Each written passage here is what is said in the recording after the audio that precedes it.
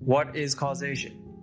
Causation is a relationship between cause and effect. In civil law, it's not enough to say, I fell down that hole in your property and I broke my leg, So that's not enough to establish liability on the part of the person who owns the property, the land. You have to be able to show that because of that event, falling into the hole, that caused me to have these injuries. So the causation can be tracked back to the person who owns the property. The injury is one thing, but because of your negligence, it's caused this injury to me. So that's what causation means in civil law. In criminal law, your action caused the offense complained about.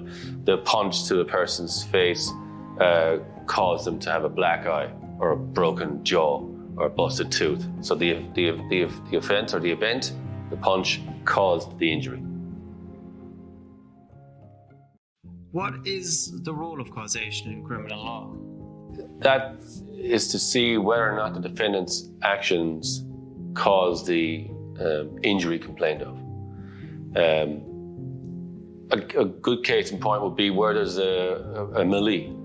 There's someone's on the ground has been punched by 4 or 5 guys. And one guy punches him in the face, but he kind of skins him. That doesn't cause the injury, but the other 2 or 3 guys are now kicking him on the ground, and they cause substantial injuries to his face, broken bones and stuff like that. You who punched him, even though you skinned him, you could be guilty of assault, but your action didn't cause the broken bones. There's no causation between that action and the ultimate outcome. But for the other guys, there is. They kicked him in the face, and he got his jaw broken. So it's easier to establish causation for those guys than it is for the first guy who punched him. What does causation mean? It's the relationship between the action and the ultimate outcome. So in civil law and criminal law, the punch to the person's face might in some circumstances might not cause an injury, but in other circumstances it could. So if the punch causes the person to have a broken jaw, well, that's causation proven. If it hadn't been for that punch, that jaw wouldn't have been broken.